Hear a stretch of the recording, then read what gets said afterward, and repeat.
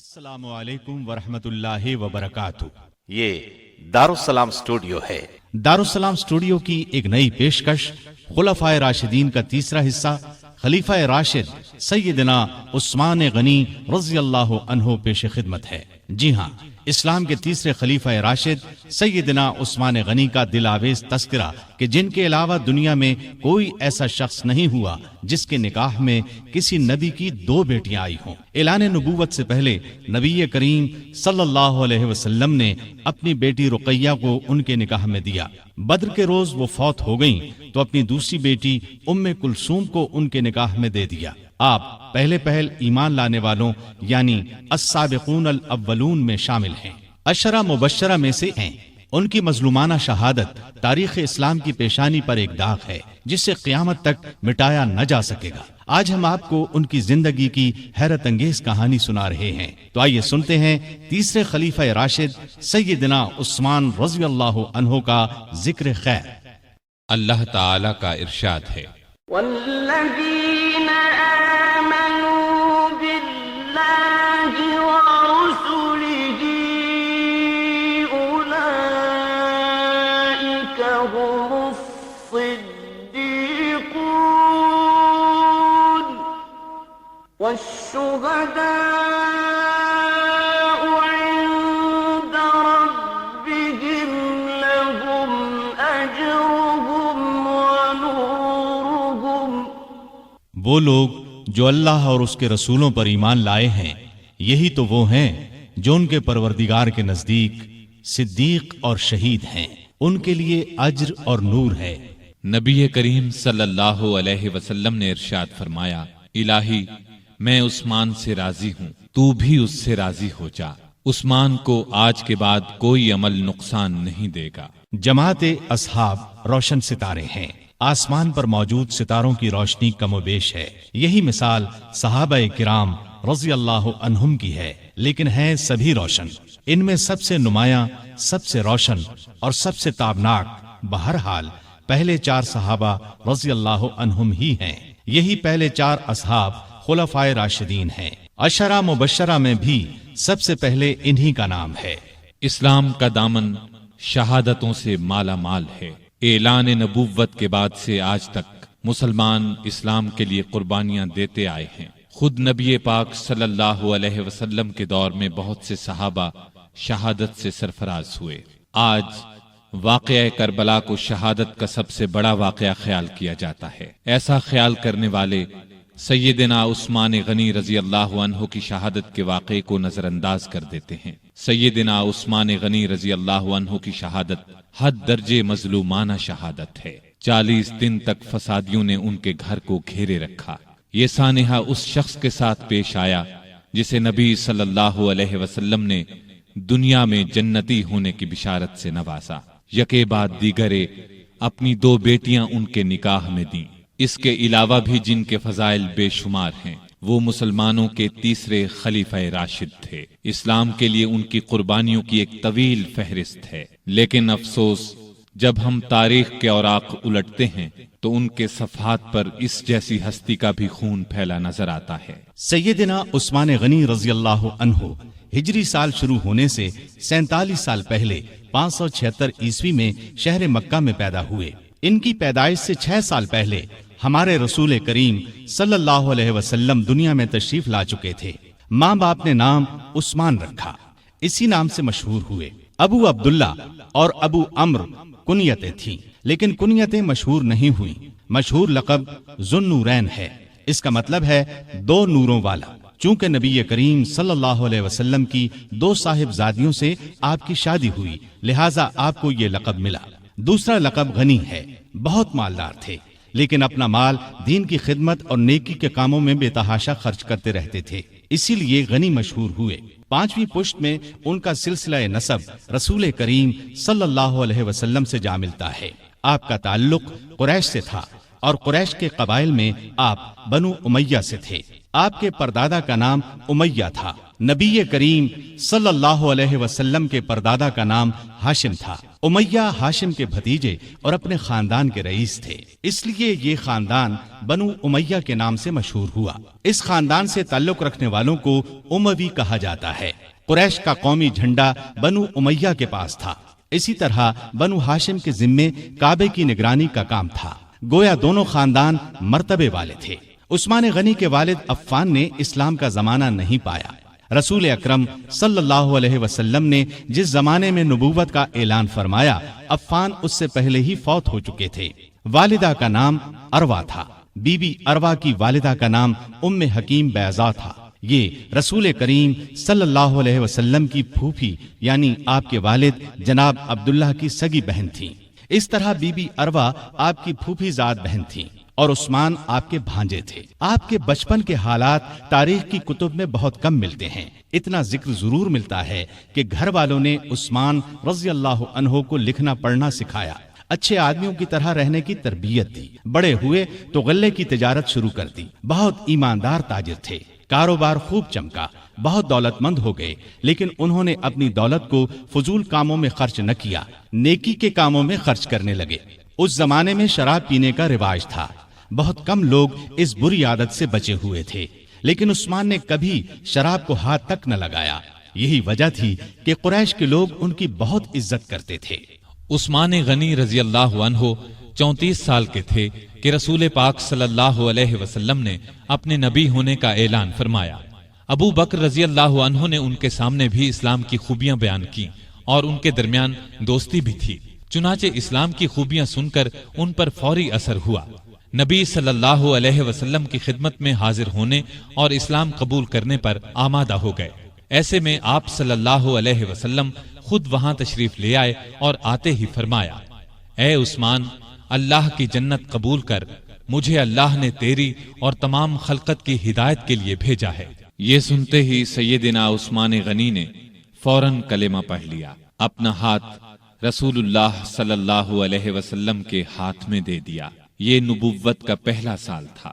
اس وقت تک صرف گنتی کے چند نیک لوگوں ہی نے اسلام قبول کیا تھا۔ ان نیک لوگوں میں عثمان غنی رضی اللہ عنہ کی خالہ سعودہ رضی اللہ عنہا بھی تھیں۔ عثمان اسلام لانے سے پہلے ایک دن ان کے ہاں گئے تو انہوں نے کہا، بھانجے، بے شک محمد صلی اللہ علیہ وسلم اللہ کے سچے رسول ہیں، ان پر قرآن نازل ہوا ہے اور وہ اللہ کی طرف بلاتے ہیں، ان کا دین قبول کرنے میں ہی بہتری ہے۔ خالہ کی باتوں کا بھی عثمان پر بہت اثر ہوا۔ اس کے بعد ابو بکر سے ان کی ملاقات ہوئی تو انہوں نے خالہ کی باتوں کا ذکر کیا۔ اس پر سیدنا ابو بکر صدیق رضی اللہ عنہ نے فوراً فرمایا، اللہ کی قسم، جو کچھ تمہاری خالہ نے کہا ہے وہ بالکل سچ ہے۔ پھر انہوں نے خود بھی اسلام کی خوبیوں کا ذکر کیا۔ عثمان غنی رضی اللہ عنہ کا دل بالکل موم ہو گیا۔ پھر جوں ہی نبی صلی اللہ علیہ وسلم وہاں تشریف لائے، عثمان غنی رضی اللہ عنہ نے کلمہ پڑھ لیا۔ جناب ذوالنورین میں اس قدر خوبیاں تھیں کہ ان کے اسلام قبول کرنے کے کچھ ہی عرصے بعد رسول کریم صلی اللہ علیہ وسلم نے اپنی منجلی بیٹی رقیہ رضی اللہ عنہا کی شادی ان سے کر دی۔ اس طرح عثمان رضی اللہ عنہ رسول کریم صلی اللہ علیہ وسلم کے داماد بنے۔ نبوت کے اعلان کو جب 4 سال گزر گئے تو نبی صلی اللہ علیہ وسلم نے لوگوں کو اعلانیہ اسلام کی طرف بلانا شروع کیا۔ اس پر مکے کے مشرک آپ صلی اللہ علیہ وسلم کے اور مسلمانوں کے دشمن ہو گئے، مسلمانوں پر ظلم کے پہاڑ توڑنے لگے۔ عثمان غنی کے کافر چچا حکم بن ابی العاص کو ان کے اسلام لانے کے بارے میں معلوم ہوا تو آگ بگولا ہو گیا۔ عثمان غنی کو رسیوں سے جکڑ کر مارنے پیٹنے لگا اور ان سے کہتا کہ یہ نیا مذہب چھوڑ دو۔ سیدنا عثمان غنی رضی اللہ عنہ یہ مار پیٹ صبر اور حوصلے سے برداشت کرتے رہے، جواب میں یہی فرماتے، جو چاہو کر لو، اسلام کو تو اب نہیں چھوڑوں گا۔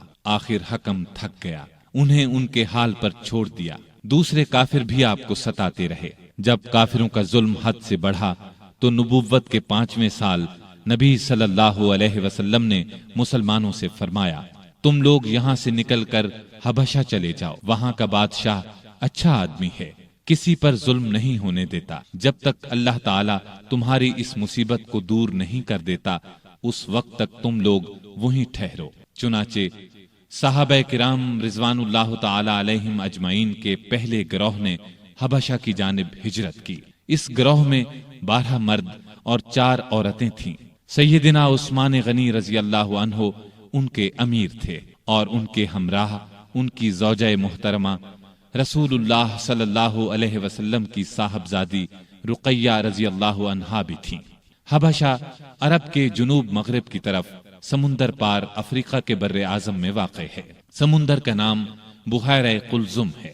آج کل یہ ملک ایتھوپیا کہلاتا ہے۔ اس زمانے میں حبشہ کے بادشاہ کو نجاشی کہا جاتا تھا۔ اس وقت جو بادشاہ حبشہ پر حکومت کرتا تھا وہ مذہب کے اعتبار سے عیسائی تھا، لیکن بہت نیک دل تھا اور انصاف پسند تھا۔ دوسرے مذہب کے لوگوں پر خود ظلم کرتا، نہ کسی اور کو ان پر ظلم کرنے دیتا تھا۔ سیدنا عثمان غنی رضی اللہ عنہ کی ہجرت کے بارے میں نبی صلی اللہ علیہ وسلم نے یہ الفاظ ارشاد فرمائے: ابراہیم اور لوط علیہم السلام کے بعد عثمان غنی رضی اللہ عنہ پہلے شخص ہیں جنہوں نے اپنے گھر والوں کے ساتھ ہجرت کی۔ ہجرت کے معانی ہیں جدائی یا اپنا وطن اور گھر بار چھوڑ کر کسی دوسرے ملک یا شہر میں جا بسنا۔ اسلام میں ہجرت کا مطلب ہے اپنا وطن اور گھر بار چھوڑ کر کسی دوسرے ملک یا شہر میں اس لیے جانا کہ اپنے دین کو بچایا جا سکے اور کسی ڈر یا رکاوٹ کے بغیر اللہ کی بندگی کی جا سکے۔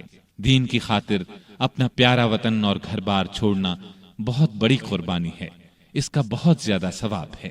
ان مسلمانوں کو ابھی حبشہ گئے 3 ماہ ہی گزرے تھے کہ ان تک یہ خبر پہنچی کہ مکے کے سبھی کافر مسلمان ہو گئے ہیں۔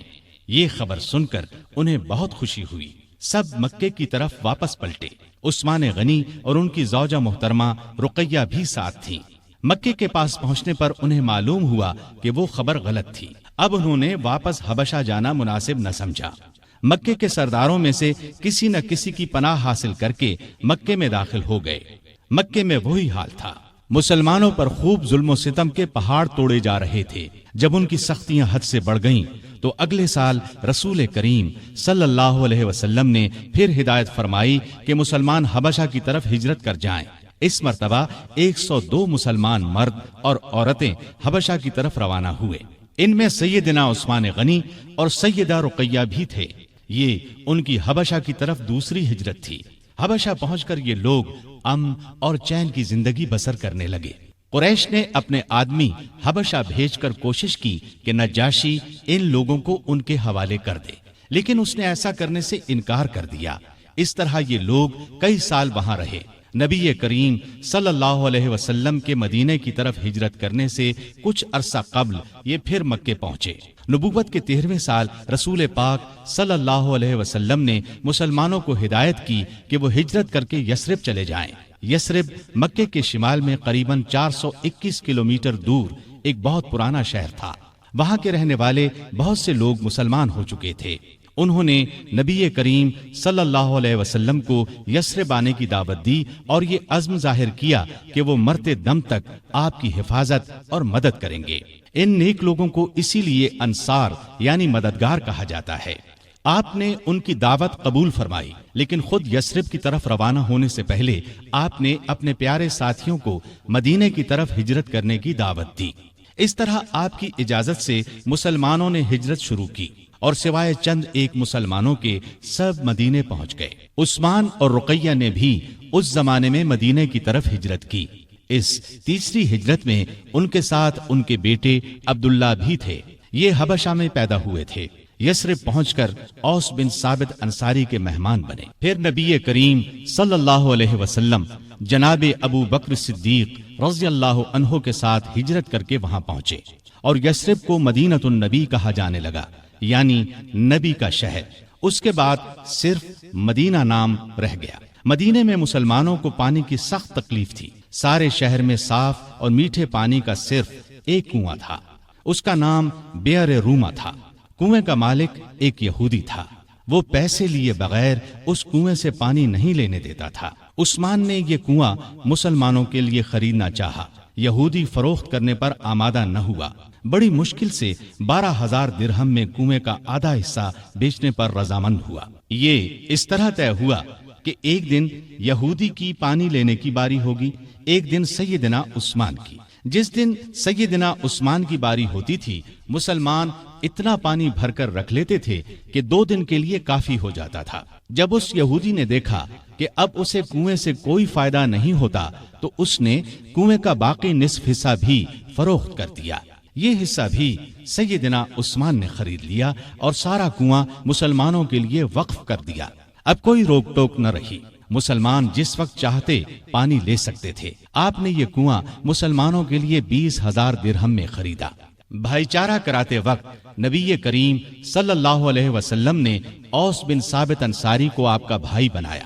ہجرت کے بعد آپ انہی کے ہاں اترے تھے، اونچے رتبے کے صحابی تھے، احد کی لڑائی میں شہادت پائی۔ ابتدا میں مسجد نبوی بہت چھوٹی سی تھی، مسلمانوں کی تعداد میں اضافہ ہوا تو نبی کریم صلی اللہ علیہ وسلم نے ارادہ فرمایا 7 والی زمین مسجد کے لیے خرید لی جائے۔ آپ نے اعلان فرمایا کہ کوئی ہے جو اس زمین کو خرید کر مسجد میں شامل کر دے اور بدلے میں جنت لے لے۔ اس پر سیدنا عثمان فوراً آگے بڑھے، 10,000 درہم میں زمین خرید کر مسجد کے لیے پیش کر دی۔ ہجرت کے دوسرے سال رمضان میں بدر کی لڑائی پیش آئی۔ اس وقت نبی صلی اللہ علیہ وسلم کی پیاری بیٹی اور عثمان کی زوجہ محترمہ سیدہ رقیہ رضی اللہ عنہا سخت بیمار تھیں۔ آپ صلی اللہ علیہ وسلم نے ان کی دیکھ بھال کے لیے عثمان رضی اللہ عنہ کو مدینے میں چھوڑا اور ان سے فرمایا، تمہیں اس شخص کے برابر ثواب ملے گا جو لڑائی میں شریک ہوگا، تم یہاں رہ کر رقیہ کی تیمارداری کرو۔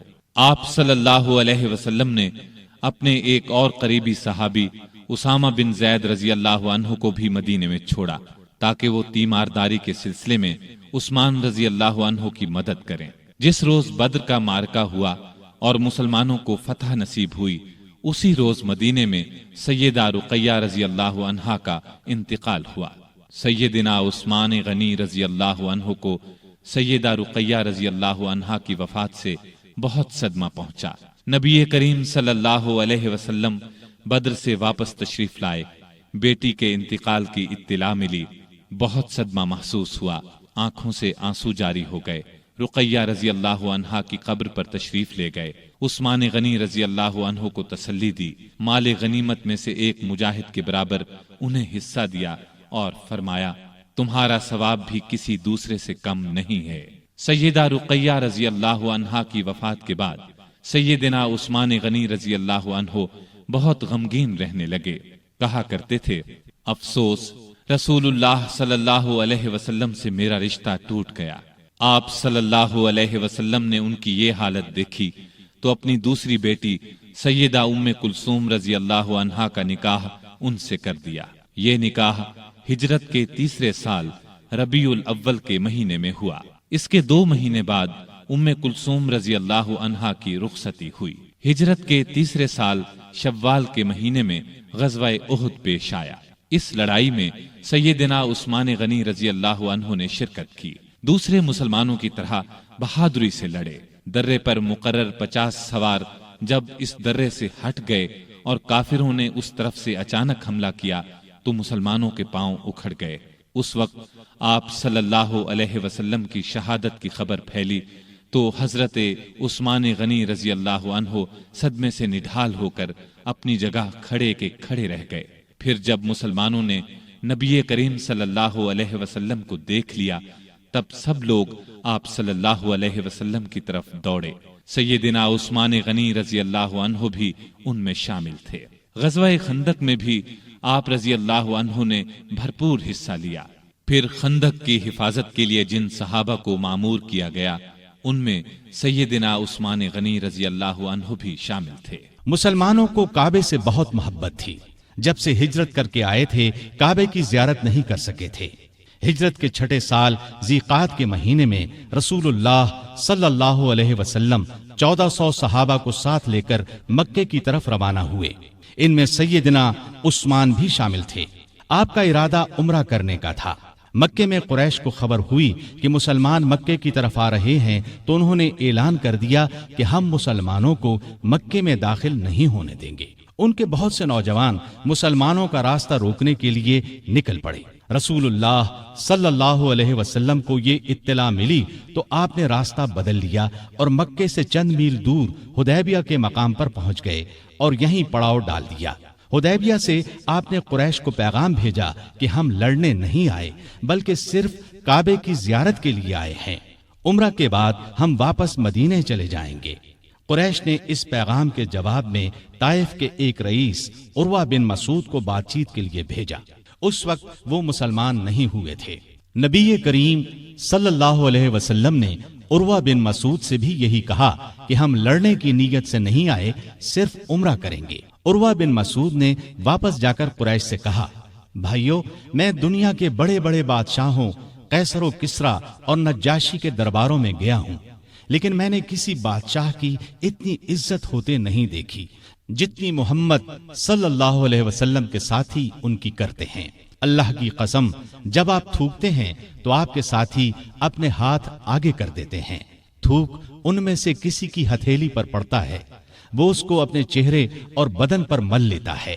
جب وہ کوئی حکم دیتے ہیں تو سب اس کی تعمیل کے لیے دوڑ پڑتے ہیں۔ جب آپ وضو کرتے ہیں تو اس وضو کے پانی کے حصول کے لیے یوں محسوس ہوتا ہے جیسے لڑ پڑیں گے۔ آپ کے ہاں جب کوئی بات کرتے ہیں تو بالکل آہستہ اور پست آواز میں، آپ کی عظمت کے پیش نظر آپ کی طرف نظر اٹھا کر نہیں دیکھتے۔ میرے خیال میں تو بہتر یہی ہے کہ تم مسلمانوں سے صلح کر لو۔ قریش نے ان کی بات نہ مانی۔ نبی کریم صلی اللہ علیہ وسلم نے پھر ان کے پاس ایک قاصد کو بھیجا۔ قریش نے ان کے ساتھ بدسلوکی کی۔ اب آپ نے عثمان غنی کو بھیجا اور قریش کو پیغام دیا کہ ہم جنگ کے لیے نہیں آئے بلکہ کعبے کی زیارت کے لیے قربانی کے جانور ساتھ لے کر آئے ہیں۔ طواف اور قربانی کر کے ہم واپس چلے جائیں گے۔ سیدنا عثمان سے ان کے قریبی تعلقات تھے، اس پر انہوں نے کہا، آپ عمرہ کر لیں، ہم دوسرے مسلمانوں کو مکے میں داخل نہیں ہونے دیں گے۔ سیدنا عثمان نے جواب دیا، میں رسول اللہ صلی اللہ علیہ وسلم اور دوسرے مسلمانوں کے بغیر عمرہ نہیں کروں گا۔ اس پر کافروں نے انہیں مکے میں روک لیا۔ ادھر یہ خبر پھیل گئی کہ عثمان رضی اللہ عنہ کو شہید کر دیا گیا ہے۔ سیدنا عثمان رضی اللہ عنہ کے واپس نہ آنے کی وجہ سے مسلمانوں کو بھی اس خبر پر یقین ہو گیا۔ انہیں شدید صدمہ ہوا، غصہ بھی بہت آیا۔ وہ سب کافروں سے بدلہ لینے کے لیے بے چین ہو گئے۔ حالت اس وقت یہ تھی کہ مسلمان صرف 1400 تھے، لڑائی کا سامان پاس نہیں تھا، ان کے پاس صرف تلواریں تھیں۔ دوسری طرف دشمن پوری تیاری کے ساتھ ان پر حملہ کر سکتا تھا۔ وہ ہزاروں تھے اور اپنے گھر میں تھے، لیکن نبی کریم صلی اللہ علیہ وسلم کا بھروسہ تو اپنے رب پر تھا۔ آپ نے ببول کے ایک درخت کے نیچے اپنے تمام صحابہ سے بیعت لی کہ عثمان کا بدلہ لینے کے لیے لڑیں گے، مرتے دم تک پیچھے نہیں ہٹیں گے۔ سیدنا عثمان کی طرف سے آپ نے خود اپنے ایک ہاتھ پر دوسرا ہاتھ رکھ کر بیعت کی، مطلب یہ کہ آپ نے اپنے دوسرے ہاتھ کو سیدنا عثمان کا ہاتھ قرار دیا اور فرمایا، اور یہ عثمان کا ہاتھ ہے۔ اس بیعت کو بیعت رضوان کہا جاتا ہے، اس لیے کہ اس میں شریک ہونے والوں سے اللہ تعالیٰ نے اپنے راضی ہونے کا اعلان فرمایا۔ یہ اعلان قرآن کریم کی سورہ فتح میں ہے۔ اللہ تعالیٰ نے فرمایا، لقد رضي الله عن المؤمنين إذ يبايعونك تحت الشجرة۔ اللہ مومنوں سے خوش ہو گیا جب وہ درخت کے نیچے تم سے بیعت کر رہے تھے۔ گویا جن لوگوں نے اس وقت یہ بیعت کی، اللہ ان سے خوش ہو گیا۔ اس سے بڑی خوش بختی اور کیا ہو سکتی ہے کہ اللہ خوش ہو جائے۔ اس لیے سیدنا عثمان غنی رضی اللہ عنہ کی شہادت کی خبر کے باوجود رسول اللہ صلی اللہ علیہ وسلم نے اپنے ایک ہاتھ کو سیدنا عثمان غنی رضی اللہ عنہ کا ہاتھ قرار دے کر اس بیعت میں انہیں بھی شامل کر لیا تھا، تاکہ شہادت کے بہت بڑے مرتبے کے ساتھ ساتھ وہ ان لوگوں میں بھی شامل ہو جائیں جن سے اللہ راضی ہو گیا۔ بیعت کے بعد مسلمان لڑائی کی تیاری کر رہے تھے کہ عثمان غنی رضی اللہ عنہ وہاں پہنچ گئے۔ انہیں زندہ سلامت دیکھ کر مسلمان بہت خوش ہوئے۔ ادھر مسلمانوں کے جوش اور جذبے کی کیفیت دیکھ کر کافر مسلمانوں سے صلح پر آمادہ ہو گئے۔ انہوں نے چند شرائط پر مسلمانوں سے صلح کر لی۔ ایک معاہدہ لکھا گیا، اس میں یہ تمام شرائط درج کی گئیں۔ اس معاہدے کا نام صلح حدیبیہ مشہور ہوا، اور یہ بیعت رضوان کے نام سے مشہور ہوئی۔ معاہدے کی ایک شرط یہ بھی تھی کہ اس سال مسلمان عمرہ کیے بغیر چلے جائیں۔ اگلے سال ذی قعدہ کے مہینے میں قریش 3 دن کے لیے مکے سے نکل جائیں گے، مسلمان ان دنوں میں عمرہ کر لیں۔ چنانچہ آپ صلی اللہ علیہ وسلم تمام صحابہ کے ساتھ واپس چلے گئے۔ بیعت رضوان کے بعد عثمان غنی رضی اللہ عنہ خیبر کی لڑائی میں شریک ہوئے۔ یہ لڑائی ہجرت کے 7ویں سال محرم کے مہینے میں پیش آئی۔ فتح کے بعد رسول اللہ صلی اللہ علیہ وسلم نے سیدنا عثمان غنی رضی اللہ عنہ کو خیبر میں زمین کا ایک حصہ عنایت فرمایا۔ ہجرت کے 8ویں سال نبی کریم صلی اللہ علیہ وسلم 10,000 صحابہ کے ساتھ مکے کی طرف روانہ ہوئے۔ ان میں سیدنا عثمان غنی بھی شامل تھے۔ مکے کی فتح کے بعد حنین کی لڑائی میں بھی عثمان غنی رضی اللہ عنہ نے شرکت کی۔ اس کے بعد تبوک کی لڑائی کا واقعہ پیش آیا۔ روم کا بادشاہ مدینے پر حملہ کرنا چاہتا تھا۔ نبی کریم صلی اللہ علیہ وسلم نے آگے بڑھ کر اس کا مقابلہ کرنے کا ارادہ فرمایا۔ آپ صلی اللہ علیہ وسلم نے ارد گرد سے بھی مدد کے لیے مسلمانوں کو بلا لیا۔ اس طرح ایک بڑا لشکر جمع ہو گیا۔ اتنے بڑے لشکر کے لیے خوراک، ساز و سامان، ہتھیاروں اور سواریوں کا انتظام ایک مسئلہ تھا۔ اس لیے نبی کریم صلی اللہ علیہ وسلم نے مسلمانوں سے دل کھول کر چندہ دینے کا اعلان کیا اور فرمایا کہ ایسا کرنے والوں کے لیے جنت ہے۔ مسلمانوں نے اس موقع پر ایک دوسرے سے بڑھ چڑھ کر حصہ لیا۔ سیدنا ابو بکر رضی اللہ عنہ گھر کا سارا سامان لے آئے۔ سیدنا عمر فاروق رضی اللہ عنہ گھر کا نصف سامان لے آئے۔ عبد الرحمن بن عوف رضی اللہ عنہ نے 40,000 درہم دیے۔ باقی صحابہ نے بھی جتنا زیادہ سے زیادہ ممکن تھا روپیہ اور سامان دیا۔ عورتوں نے اپنے زیور اتار کر ڈھیر کر دیے۔ اس روز سیدنا عثمان غنی رضی اللہ عنہ نے تو حد ہی کر دی۔ ہوا یہ کہ عثمان غنی رضی اللہ عنہ نے ملک شام کے لیے ایک قافلہ تیار کیا تھا، جس میں پالان اور کجاوے سمیت 200 اونٹ تھے۔ تقریباً 30 کلو کے قریب چاندی تھی۔ آپ نے یہ سب صدقہ کر دیا۔ اس کے بعد پھر 100 اونٹ پالان اور کجاوے سمیت صدقہ کیا۔ اس کے بعد 1000 دینار جو تقریباً 5.5 کلو سونے کے برابر ہے نقد لے کر آئے اور انہیں نبی کریم صلی اللہ علیہ وسلم کی آغوش مبارک میں بکھیر دیا۔ رسول اللہ صلی اللہ علیہ وسلم انہیں الٹتے پلٹتے جاتے تھے اور فرماتے جاتے تھے، آج کے بعد عثمان جو بھی کریں انہیں ضرر نہ ہوگا۔ اس کے بعد سیدنا عثمان غنی رضی اللہ عنہ نے پھر صدقہ کیا اور صدقہ کیا، یہاں تک کہ ان کے صدقے کی مقدار نقدی کے علاوہ 900 اونٹ اور 100 گھوڑوں تک جا پہنچی۔ غزوہ تبوک کے سفر کے موقع پر بھی عثمان رضی اللہ عنہ ساتھ تھے۔ واپسی پر ام کلثوم رضی اللہ عنہا چند دن بیمار رہ کر وفات پا گئیں۔ نبی صلی اللہ علیہ وسلم اور عثمان رضی اللہ عنہ کو شدید صدمہ پہنچا۔ ہجرت کا 24واں سال شروع ہونے سے 3 دن پہلے دوسرے خلیفہ سیدنا عمر فاروق رضی اللہ عنہ فجر کی نماز پڑھا رہے تھے کہ ایرانی غلام ابو لؤلؤ فیروز نے ان پر خنجر سے وار کیے۔ اس پر وہ سخت زخمی ہو گئے۔ جب انہیں بچنے کی کوئی امید نہ رہی تو 6 صحابہ کے نام تجویز کیے اور فرمایا کہ ان میں سے کسی ایک کو خلیفہ چن لینا۔ ان 6 صحابہ کے نام یہ ہیں: عثمان، علی، طلحہ، زبیر، عبد الرحمن بن عوف اور سعد بن ابی وقاص رضی اللہ عنہم۔ سیدنا عمر فاروق رضی اللہ عنہ نے 1 محرم کو وفات پائی۔ اس کے بعد 2 دن تک خلافت پر بات ہوتی رہی۔ آخر سیدنا عثمان غنی رضی اللہ عنہ کو خلیفہ چن لیا گیا۔ خلافت کے وقت عمر 70 برس سے زیادہ تھی۔ اپنی شہادت تک تقریباً 12 سال خلیفہ رہے۔ اس عرصے میں کئی نئے ملک اور علاقے فتح ہوئے۔ اسلامی حکومت کا رقبہ لاکھوں مربع میل بڑھ گیا۔ ایک شاندار بحری بیڑا تیار ہوا۔ ان کے زمانے میں آذربائیجان سیدنا خالد بن ولید رضی اللہ عنہ کے ہاتھ پر دوبارہ فتح ہوا۔ اسی طرح آرمینیا فتح ہوا۔ 27 ہجری کو سیدنا عبداللہ بن سعد بن ابی سرح رضی اللہ عنہ نے افریقہ پر چڑھائی کی۔ اس طرح طرابلس، قبرص، تبرستان اور جرجان کے علاقے فتح ہوئے۔ 29 ہجری میں تو گویا فتوحات کا سیلاب ہی آ گیا۔ کچھ علاقوں نے عمر رضی اللہ عنہ کی شہادت کے بعد بغاوت شروع کر دی تھی، ان کو بھی دوبارہ فتح کیا گیا۔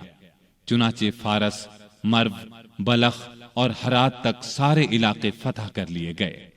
سیستان، تخار، ترکستان فتح ہوئے۔ ترکستان ایران اور چین کے درمیان واقع ہے۔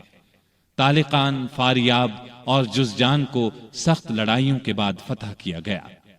بہت سے علاقے اسلام کے پرچم تلے آ گئے، یہاں تک کہ اسلامی حکومت کی سرحد چین کی سرحد سے جا ملی۔